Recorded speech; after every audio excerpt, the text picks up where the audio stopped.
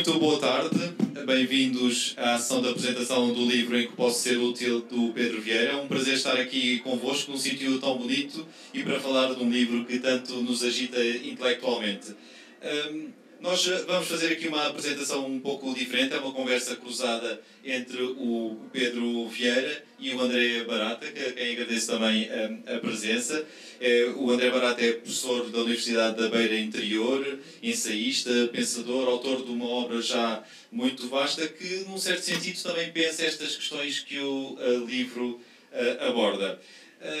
O Pedro Vieira é hoje mais conhecido pelos seus romances, pelos seus livros que indagam a nossa Portugalidade, também pelos seus desenhos e à vontade televisiva, mas pode-se dizer que no início houve o balcão, aquele que é o melhor amigo de todas as necessidades da sociedade contemporânea. E em que pode ser útil é justamente uma viagem pelos serviços, o setor que hoje domina quer a sociedade, quer a economia portuguesas. Falamos do mundo do atendimento ao cliente e, curiosamente, eu ao preparar estas sessões, nestas notas que trago aqui, em vez de escrever atendimento ao cliente, escrevi entendimento do cliente, o que se calhar, talvez a meio da conversa, não esteja assim tão longe da verdade. É o mundo do confronto com o outro, o mundo de certa forma, vestir a camisola, literal e metaforicamente, quer por períodos curtos, quer durante uma vida inteira. Ao percorrer as vidas do Ricardo, do João, da Lourdes, do Marcelo, da Soraya e da Vanessa, descobrimos uma realidade que todos a conhecemos, mas essencialmente na ótica do utilizador. Não é bem o caso do Pedro Vieira, como já disse, e que ele nos poderá explicar um pouco melhor. E vamos então fazer perguntas alternadas, mas eu começava por ti, Pedro, justamente para te perguntar o que é que te motivou na escrita deste livro, o que é que te levou a este livro? Foi essa experiência passada que tiveste também no atendimento ao público? Sim, antes de mais, boa tarde, obrigado por terem vindo, obrigado a ambos por terem aceitado este convite para estarem aqui. E sim, este livro acabou por ser uma espécie de catarse tardia, porque decidi fazê-lo já algum tempo depois de ter deixado a vida de atendimento ao público, que tive durante 5 anos, dividido entre 2 períodos. E foi uma experiência que me marcou bastante e, portanto, isto foi também uma maneira de arrumar ou de aprender a lidar melhor com essa experiência que eu tinha tido. Eu trabalhei essencialmente como livreiro, embora não sei se o termo é exato, porque empregado de balcão era mais exato, porque aquilo que se imagina da vida de livreiros também não é aquela ideia romântica da pessoa que aconselha os livros num balcão poeirento de madeira com uma campainha na porta. Não corresponde toda à verdade. Eu trabalhei sobretudo em centros comerciais e, portanto, era mais músicas de Natal em repeat, conflitos com seguranças, etc. Fazem embrulhos. Fazer embrulhos, ficar sem pele no dedo polegar de fazer embrulhos durante o Natal. E de facto foi uma maneira também de lidar com esse período da minha vida. A questão do atendimento, na altura, quando eu comecei, a primeira vez que tive um emprego do género foi em 2003 e tinha acabado de ficar desempregado, e foi uma solução que me apareceu muito rapidamente. E isso é uma característica deste tipo de trabalhos que eu acho que ainda não mudou, que é muito fácil trabalhar neste setor, e depois percebe-se porquê. Porque há uma rotação muito grande de pessoas e porque as condições são normalmente más, de todo o tipo, de condições de horários, de salários e depois do dia-a-dia que se leva no local de trabalho. E, portanto, fui acumulando uma série de experiências, saí dessa vida de atendimento ao público, depois fui obrigado a regressar e, entretanto, saí, não sei se de vez ou não, nunca sei, e acabei por ter esta ideia porque, de alguma forma, achei que falta contar um bocado destas vidas. Não a minha vida, e não foi isso que eu fiz, não quis fazer uma coisa autobiográfica, fiz uma brincadeira na introdução do livro, repescando um episódio, pus futebol ao barulho, para torná-lo mais catchy para o meu vasto público, e pus futebol ao barulho, mas esse foi o clique, e depois quis que outras pessoas falassem sobre as suas vidas, e tentei ter uma panóplia de gente que fosse representativa deste universo, mas que também tivesse vidas muito distintas entre si. E apesar de, por exemplo, a maior parte das pessoas pertencer à mesma geração, tem percursos distintos. E, portanto, teve a ver com isto. Foi uma resposta a mim mesmo, uma reflexão sobre aquilo que eu tinha feito, e uma espécie de chamada pela empatia, porque nós estamos a toda a hora a recorrer a este tipo de serviços que estão cada vez mais presentes. Agora, já dei por mim a pensar, depois de ter escrito o livro, que se calhar até vão estar menos presentes por causa da automação e eventualmente estas pessoas até vão perder estes empregos, porque cada vez mais nós agora ligamos para a TV Cabo, Mel, não sei o quê, e já nos atende um robô, não é? Já tens que se esforçar muito para chegar ao ser humano e, portanto, se calhar até isso vai mudar. Portanto, fica a ideia para mais um livro para a Fundação. Estou já a pescar o olho ao editorial da Fundação. Mas teve a ver um pouco com isso.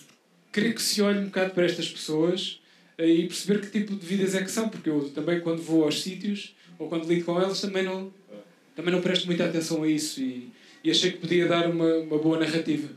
Por acaso é curioso de dizer-se essa chamada de empatia, porque se calhar este livro podia estar à entrada de todos os serviços e de todos os, quer públicos, quer privados. Dizer, antes de entrar, leia e depois volte para saber o que é estar do outro lado. Penso que quer mesmo dizer isso a essa pessoa. Quer descarregar nesta pessoa. Exato. André, perguntava-te, tens trabalhado as áreas clássicas, algumas áreas clássicas da filosofia, mas também um pouco temas da ciência política, do bem-estar, até do Estado Social. Como é que leste este livro e estas vidas que o Pedro apresentou? Bom, antes de mais, boa tarde e obrigado pelo convite. É um grande gosto estar aqui ao lado do Pedro e que me surpreendeu no verão com este livro que eu li enquanto passava férias e que descubro um livro que fala de tudo isto que o Pedro disse, que é, de facto, esta dimensão precária do atendimento ao serviço, mas fala-nos também de um outro lado que eu consigo associar esta ideia quase de que este serviço, este atendimento ao serviço, é quase como que a pele para a sociedade, digamos assim. Por ali nós sentimos a sociedade. E é muito interessante que o livro corre várias formas, é quase um caleidoscópio de formas de atendimento, não é? Desde o call center, enfim, não abrir muito o jogo relativamente ao livro, mas a todo tipo de atendimento de logista, atendimento, enfim, num restaurante, bilheteiras, com, portanto, bens de serviços, não é, muito distintos, não é? Desde a alta tecnologia até aos prazeres da refeição e em todos eles sente-se justamente, por um lado, esta circunstância que é a possibilidade de emprego mais óbvia para qualquer pessoa hoje em dia, é justamente este tipo de serviços, não é?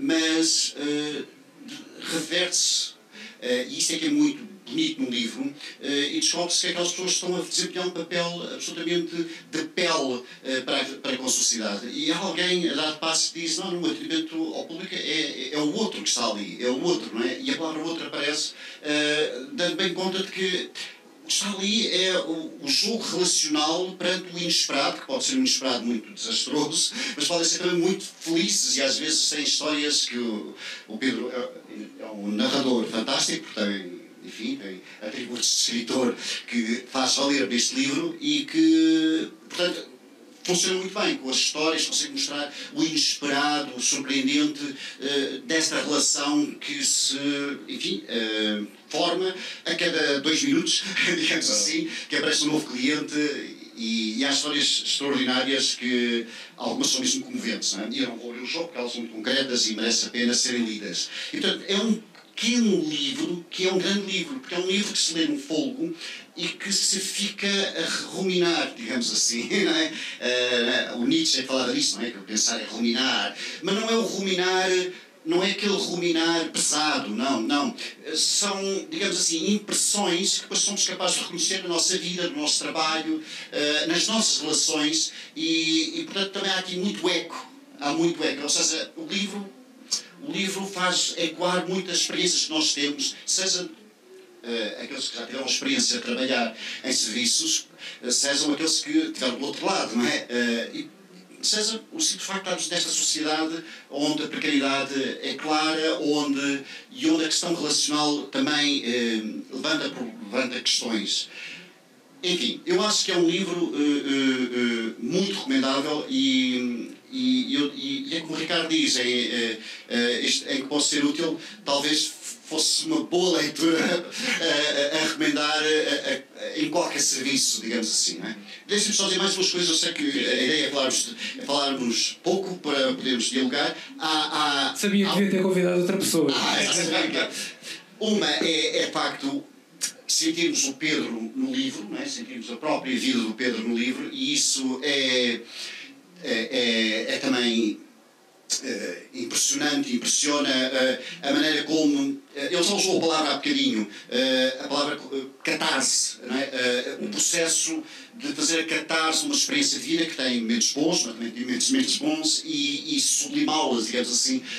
Esse aspecto é muito forte. E outro aspecto que eu achei muito interessante é os diferentes registros temporais, digamos assim. Temos um registro temporal que diz respeito, por exemplo, há pessoas que trabalharam a vida inteira em serviços públicos, e pessoas que trabalharam naquele registro que estávamos a falar há pouco, mais precário, mas também tiveram sempre. E é muito interessante ver este jogo de diferenças temporais, digamos assim, no relacionamento com o público. Eu vou parar aqui. Sim, já retomamos a ideia, porque eu se calhar pegava exatamente no que tu disseste. Um dos trabalhos que mostra a qualidade do livro e que de certeza que terá demorado muito tempo é este leque de pessoas que de certa forma se complementam e não há sobreposições de experiências porque elas são todas muito diferentes. E tu começas por relatar um certo bolo no início do livro, muito ligado à tua experiência num centro comercial da periferia de Lisboa, e depois vais para as histórias de cada pessoa. Eu perguntava-te se como é que foi, se te surpreendeste com as histórias de vida que aqui encontraste, porque são pessoas que de facto nos encontramos, com que nos deparamos muito regularmente, mas que depois têm um mundo de experiências completamente avassalador. Mesmo tendo a experiência de atendimento ao público, foste surpreendido por cada um destes protagonistas? Fui agradavelmente surpreendido, porque de facto nós muitas vezes tendemos a querer tomar a parte pelo todo e achar que a nossa experiência é tão importante e tão universal que vamos reconhecer nos outros essa mesma experiência ou alguma coisa parecida.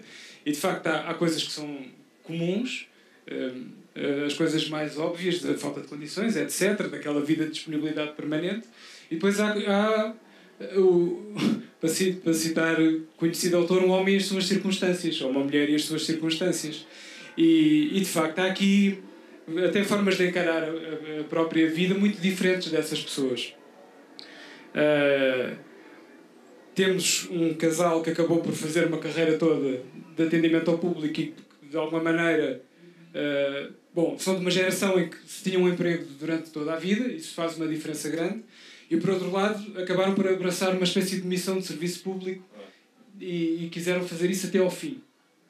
Até chegarem ao limite. Os que vestiram totalmente a camisola. Totalmente. E depois há pessoas que querem continuar neste registro de vida, nomeadamente um dos entrevistados que está ligado à área da restauração e claramente é uma coisa que ele gosta de fazer, e que numa conversa já pós-pandemia percebi que não está a conseguir por causa da evidência, né? Restaurantes fechados e vínculos precários que o levaram à porta de saída, mas onde ele quer regressar.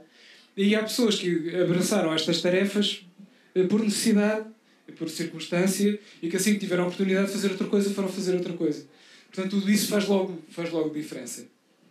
Há uma coisa, antes de eu ter a ideia para o livro e de propor o livro, e por causa da minha experiência do atendimento, havia uma coisa quando eu trabalhava a atender ao público que me inquietava muito, que era estar sempre sob escrutínio.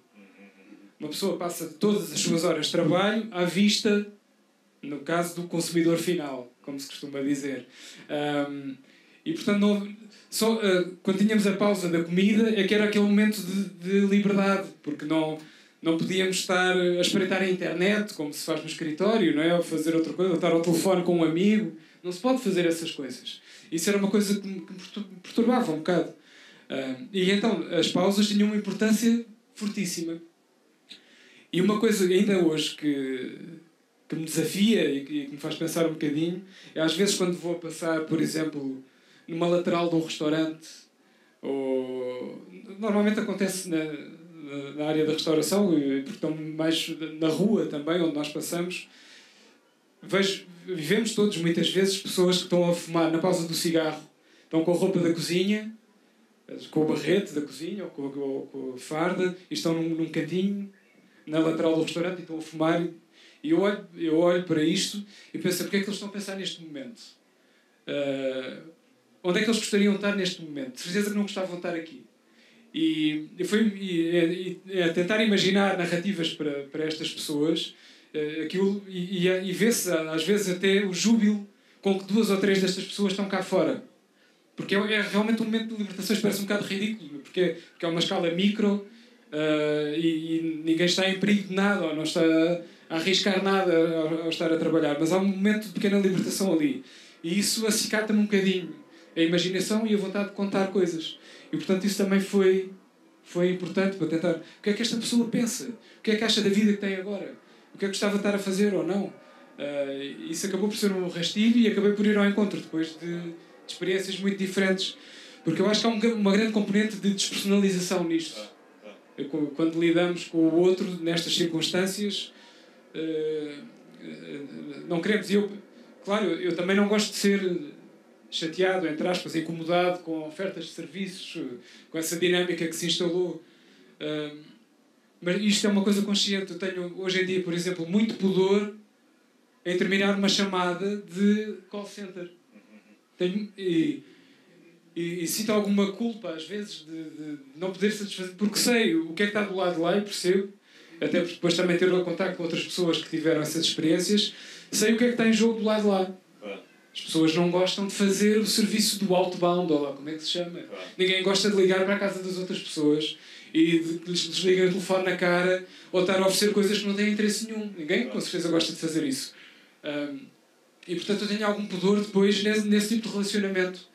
Tento desejar um bom trabalho, tento não parecer impaciente.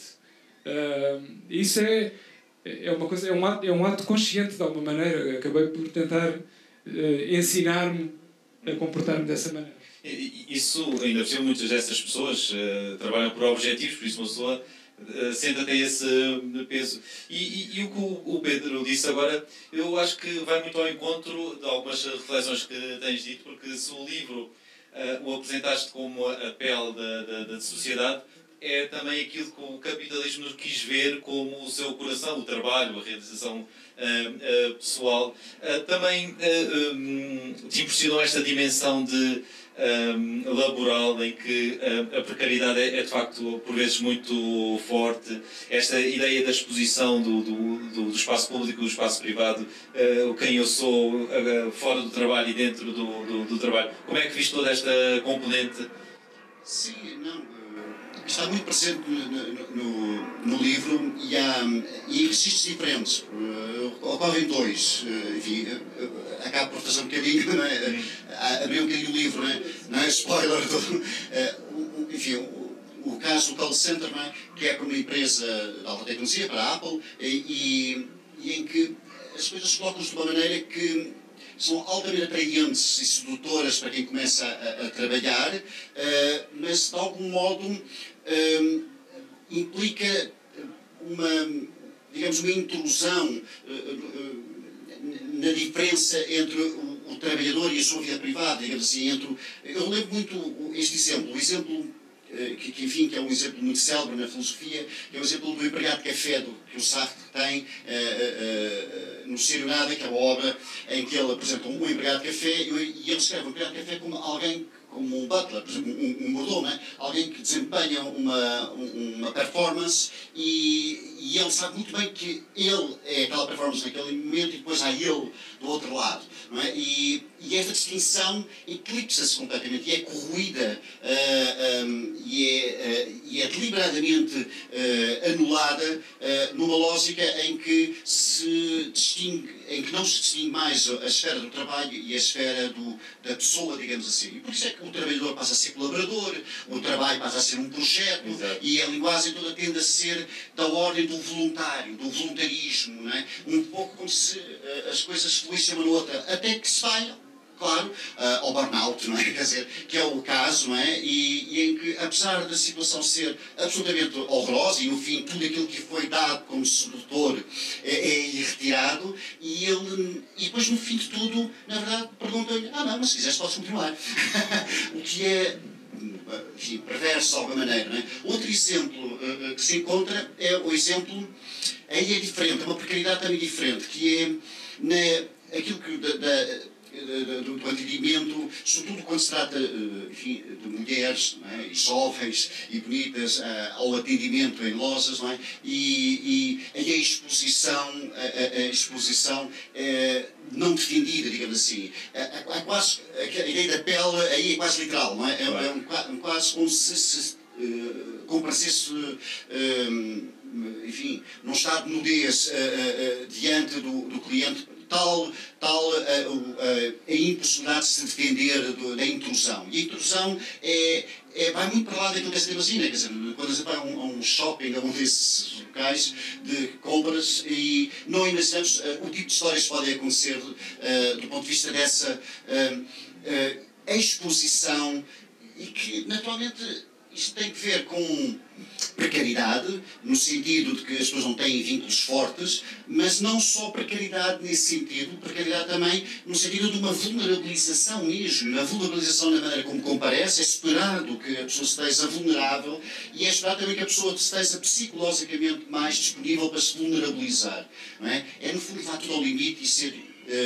É que a pessoa acha que isso faz parte da tarefa, não é? Exatamente. Eu acho que isso é uma condição. E, portanto, sim, eu vejo no livro do Pedro Vieira um bom breviário, digamos assim, de situações que exemplificam muito concretamente, não é? E muito vividamente e genuinamente as diferentes dimensões da precariedade. Não é? Claro. O André, em alguns textos que tem publicado na imprensa, quer em volume, também fala muito na ideia a criação de necessidades não existentes como uma máquina, um motor muito forte do capitalismo.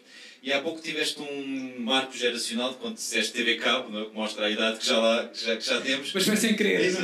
Não queria dizer. Ou seja, eu perguntava-te se nesta criação de necessidades que o livro também espelha, e em todos estes retratos, também te seduziu esta ideia de uma história ou de um retrato da própria cidade de Lisboa e por arrasto da sociedade contemporânea, digamos que desde os últimos 30 anos, onde os serviços começaram de facto a ser maioritários. Sim, de alguma maneira sim, porque Lisboa e as suas periferias me interessam em geral. Eu gosto de observar e de vampirizar também de alguma maneira aquilo que me circunda.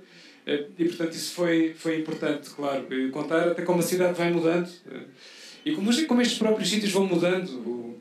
Um dos lugares onde eu trabalhei, o Odivelas Park, que não era em Odivelas, havia assim um certo paradoxo até nisso, o Odivelas Park que não era em Odivelas, também já não é isso. Agora é um outlet, agora é um sítio, aquelas marcas grandes fazem descontos e etc. E entretanto construíram-se mais prédios lá à volta e portanto a geografia daquilo também foi mudando, o público com certeza também terá mudado e tudo muda, mas essa máquina trituradora essencial não muda. Essa máquina, como se costuma dizer, e estamos em fim de semana da festa do Avante, a máquina do grande capital não muda. E eu até estou cada vez mais rendido a uma tese que diz que o planeta acaba antes do capitalismo, muito provavelmente.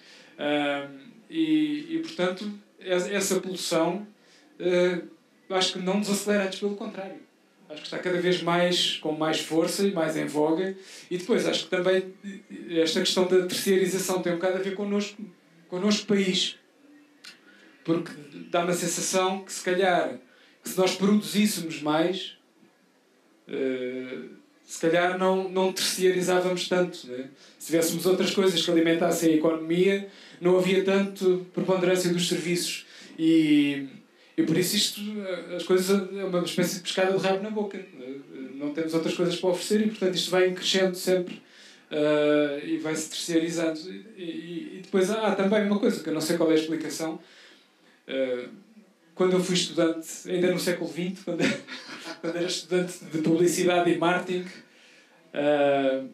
tinha um professor de marketing que dizia que o amor que os portugueses têm pelos centros comerciais, e na altura ainda não tinham a escala, isto antes do Colombo existir, ainda não tinham a escala que hoje têm, nem Colombo, nem Vasco da Gama, nem Norte Shopping, nem nada disso, mas já havia shoppings, não é? E ele dizia, isto vai ser o caminho do futuro durante muito tempo, porque os portugueses revêem-se no centro comercial, porque é uma espécie de feira à porta fechada. E que os portugueses estavam muito habituados ao circuito das feiras e de passar nas bancas, passar e ver, sem compromisso. Passar e ver, e portanto se criam condições com ar-condicionado, com uma musiquinha ambiente, às vezes com umas diversões, ou um espaço para as crianças, as pessoas vão naturalmente aderir a isso e vão poder comportar-se da mesma maneira, porque também não há compromisso, entras na loja e sais, entras na outra loja e sais, desarrumas a roupa nas áreas e deixas para a pessoa depois ir lá fazer o seu serviço e tal, e portanto isto parece que tudo se foi conjugando ao longo dos anos para desembocar neste tipo de universo. E não estou a ver um travão. E eu lembrei-me, o André foi o primeiro nome de que eu me lembrei para convidar para vir cá hoje, precisamente porque ele já pensou muito sobre estas dinâmicas. E o que eu pensei foi, não é nada óbvio convidar o André Barata, porque não está nada ligado a este universo, mas ao mesmo tempo é das pessoas que eu conheço e que eu admiro, que já pensou sobre estas questões, as questões do espaço público, das necessidades, do que é a vida contemporânea. Faz sentido isto? Faz sentido passar a maior parte do fim de semana no shopping? Até onde é que isto vai? Até onde é que os serviços vão? Que outros tipos de serviços é que vão aparecer? E necessidades criadas. O mesmo professor de marketing dizia, o marketing não cria necessidades, apenas desperta. As necessidades já estão dentro das pessoas. Nós limitamos a despertar, a tocar uma campainhazinha e as pessoas acabam depois por perceber que precisam do telemóvel novo, etc. Eu acho que o discurso da Lourdes, que é uma das pessoas retratadas no livro, uma das que trabalhou na área da saúde, a vida e sempre no mesmo trabalho, com várias tarefas e atividades ao longo da vida, eu acho que é aquele que descreve bem também o que o Pedro estava a dizer, que é há cada vez mais necessidades de serviços, há cada vez mais oferta, mas cada vez menos funcionários, o que é um paradoxo porque há cada vez mais gente a trabalhar nos serviços. Mas multiplicam-se tantos serviços, tantos departamentos, tantas áreas, que é inevitável que a qualidade do serviço prestado também seja pior. Será a sociedade contemporânea marcada muito por esta tensão de criar necessidades e ser incapaz de satisfazer o que o cliente precisa para ter sempre razão? Bom, eu vou voltar um bocadinho atrás só para sublinhar a dimensão de belíssima introdução ao que é a cidade de Lisboa hoje, que este livro é. Este livro consegue captar muitíssimo bem esta cidade que se esvaziou no seu centro e que se migrou para as suas periferias, e o Pedro capta isto muito bem. Portanto, só queria dizer isto sublinhado, não é? A questão da aceleração, não é? Que é no fundo a questão da aceleração do tempo social é evidentemente ligável à questão do consumo de necessidades artificiais e tem que ver fundamentalmente com uma espécie de fórmula mágica que o sistema económico dispõe para se manter na sua ânsia de obter aquilo que é, na verdade, a sua finalidade, que não é produzir bens, mas produzir lucro. E a solução é justamente aquilo que se chama obsolescência planeada, é uma aceleração do nosso consumo através da criação, seja de necessidades artificiais, seja da criação de bens que se consomem mais depressa, que têm que ser rapidamente trocados, e também esta ânsia e dependência, até por razões de identidade e de reconhecimento social, de consumir e de obter os bens, e só assim é que uma pessoa consegue ter o seu reconhecimento e sentir-se, digamos, socializada. Mas, portanto, enfim, nós estamos num sistema que é um sistema que acelera, de facto, e que nos leva para dimensões, portanto, cada vez mais precárias de trabalho, porque convém, para que uma pessoa esteja disponível para a aceleração, convém que ela esteja insegura, esteja em uma circunstância precária do ponto de vista laboral, mas também numa situação precária do ponto de vista do que é os seus projetos, do que é que são as suas certezas, do que é que são... E, portanto, a volatilidade de tudo convém ao sistema e o sistema mantém-se desta maneira, enfim, enquanto não houver assim a realidade entrar pelos olhos adentro, que é as crises climáticas, que é as emissões de CO2, etc. Não é? Mas, portanto, é uma questão também de ecologia social, além da ecologia ambiental, não é? E até mental, não é? Digamos. Vamos lá ver, mas eu queria recentrar no livro, e no livro do Pedro, e é isso que eu admiro muito do Pedro, e ainda agora, quando ele estava a intervir na última intervenção, nota-se muito isso. É a capacidade de captar no pequeno pormenor, no detalhe, a grande possibilidade de viagem e de sublimar e de reverter. E eu, antes de ler este livro, eu não tinha uma noção clara. Tinha noção, evidentemente, da precariedade, evidentemente, mas não tinha noção do lado positivo, da maneira como se pode transcender, não é? E reencontrar, na verdade, nas pessoas que atendem o serviço, os heróis do nosso tempo, não é? São eles que fazem, de facto, ainda a ligação. Quando isto se liga, eles ainda ligam, não é? E portanto, a gente tem que olhar sempre para a realidade social como uma realidade que possa ser superada, não é? Possa ser, enfim, transferida numa direção que seja mais humana. E eu acho que este livro é absolutamente exemplar neste esforço, muito na linha daquilo que é o Pedro em toda a sua intervenção cívica. Aliás, acabou por haver depois uma curiosidade forçada, que foi a questão pandémica que veio suspender tudo, não é? E inclusive atrasar a saída do livro e tudo o resto,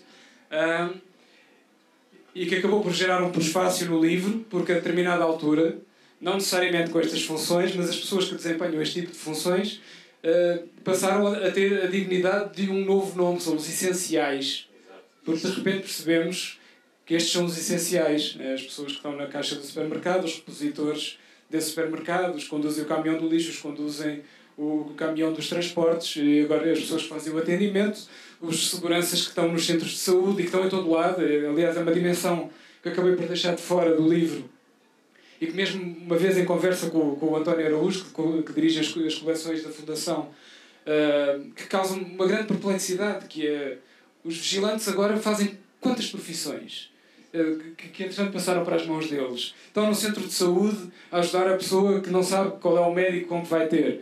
Estão na Fontes Pereira de Melo a ajudar a pessoa a tirar as senhas, ou vai para o gabinete das certidões, ou vai para a parte dos divórcios, ou vai para tirar o passaporte. Estão a tentar acalmar os ânimos dentro dos centros comerciais. Estão nos estádios de futebol a fazer de polícias. Portanto, também há aqui uma lógica qualquer que nos está a escapar, não é?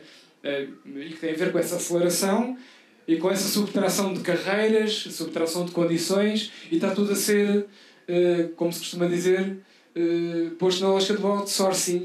E esta questão dos seguranças, que acabou por ficar de fora do livro, se calhar com pena, agora já é tarde demais, é outro reflexo disto. Há quem diga que as melhores repartições de finanças e da segurança social dependem do segurança que filtra as pessoas a entrar. Nós já estamos próximos do nosso tempo, mas eu perguntava-te, pegando também no que o André disse, depois desta experiência da escrita do livro e pegando nos exemplos que escolheste e no que eles representam, se achavas que, apesar da precariedade, apesar da baixa formação, da alta rotatividade, se o setor terciário, o contacto com o público, acaba por, de certa forma, também tirar o melhor do trabalhador, no sentido em que tantas vezes ele quer resolver efetivamente problemas das pessoas, quer oferecer um bom serviço, simplificar a vida daquela pessoa. Sim, não tinha uma noção total disso, porque muitas vezes isso não me preocupava, confesso. Enfim, por efeitos de saturação, do que fosse, muitas vezes isso não me preocupava muito. Tinha muito também a ver com o último contexto em que estive, nessas condições. Mas de facto isso é uma componente essencial. E esse brio e a forma como muitas pessoas encaram esse trabalho fazem com que muitas coisas funcionem e consigam corresponder às já tão citadas necessidades dos outros. Houve um episódio com o Ricardo, a pessoa que trabalhou no call center da Apple, em que ele a determinada altura, também eu não tinha ideia, atinge-se quase o paroxismo das competências que tens que ter para estar ao telefone. Porque o Ricardo, de repente, a trabalhar para a Apple, tinha que saber imenso da tecnologia Apple para poder trabalhar. Tinha umas formações expresso. Começou primeiro a dar assistência a iPhones, com chamadas internacionais, portanto, porque é mais barato o trabalho em Portugal, não é? Portanto, colocam-se centros de atendimento cá, como se faz noutros países, mas Portugal é um dos países da Europa mais apetecível, porque tem das condições piores para quem trabalha, e, portanto, o Ricardo atendia pessoas, sobretudo do Reino Unido e da Irlanda. E começou com os iPhones e depois, como teve um bom desempenho nos iPhones, passou para os computadores, aqueles MacBooks, né, que estão nas secretárias. E houve um episódio que me marcou bastante quando ele me contou, que foi: recebe uma chamada de uma pessoa que está aflita porque não consegue ligar o computador. E é uma senhora de idade, alguns no campo em Inglaterra. E não consegue sequer ligar o computador. E ele está a tentar resolver o problema ao telefone. Mas na lógica da Apple, como noutras, há um tempo médio estimado para um telefonema durar, de assistência ao cliente. Tu não podes estar o tempo que tu quiseres a falar com uma pessoa. Quer dizer, podes, mas és penalizado no salário no final do mês. E, portanto, ele tentou ajudar, a coisa não estava a funcionar, e ele acabou, parece um bocado caricato, mas ele acabou por estar 4 horas ao telefone com a pessoa. Isto acabou por... Foi um ponto decisivo para ele depois acabar por despedir-se, porque se sentia esgotado com a tarefa, e porque teve represálias por causa deste desempenho, porque na lógica da grande rotação e da grande aceleração, isto foi um falhanço estrondoso da pessoa que estava a trabalhar. A pessoa que estava a trabalhar tinha, se não me engano, eram 17 minutos, ou coisa de limite, para poder estar ao telefone com uma pessoa. E se não resolveste o problema nesse tempo, então é porque estás a falhar na tua tarefa. E por isso isto é uma coisa... O que ele me dizia era, eu não conseguia... Eu percebi que se a senhora não conseguisse pôr o computador a funcionar enquanto estava comigo ao telefone, para ela ia ser um desespero. E ela dizia-me, eu gastei 3.000 libras no computador, e o que é que eu fui fazer? E era o dinheiro que eu tinha de parte para não sei o quê. E se eu não conseguisse resolver isto, é uma coisa pessoal, não é? Já é uma coisa que extravasa o negócio, extravasa isso tudo. E às vezes o brio e o empenho destas pessoas é que salva uma série de situações e que, muito cruamente, acaba por facilitar, de alguma maneira, a vida dos outros. E isso às vezes acho que está um pouco ausente. Não sei se queres dizer mais alguma coisa para encerrar a nossa sessão, antes dos agradecimentos, André? Espero ter sido útil neste debate, e recomendar ao público, quem leiam, vale a pena. Por isso, resta-me agradecer à Fundação Francisco Manuel dos Santos e felicitá-la por esta coleção e pelo livro do Pedro em particular, e garantir-vos que da utilidade da leitura deste livro, como o André já reforçou, chama a atenção que há uma história aqui que nós não tocámos, porque é um pequeno diamante que tem a ver com uma cólica num centro de saúde que eu aconselho-vos a procurar vivamente, porque é um dos exemplos que mostra como... Colic Relief.